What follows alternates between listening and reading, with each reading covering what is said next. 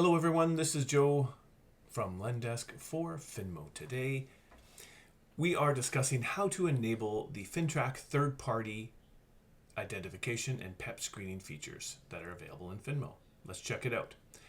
As a team administrator, you will be able to come over here and see the gear for team settings. Go into team settings to your compliance section and you're going to see the new feature, the ID verification. And this is where you can enable ID verification with Persona and save changes. Now we have PEP, Sanctions, and Adverse Media. You can enable this and save changes there. Now the reason I'm able to turn these on is because I have a credit card in the billing section. If you don't, simply go to your billing section, enter your credit card information, and then you'll be able to enable these third-party features from Persona.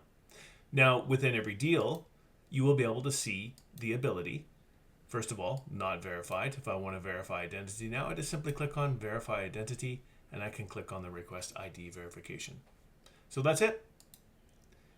Thanks for watching. Talk soon.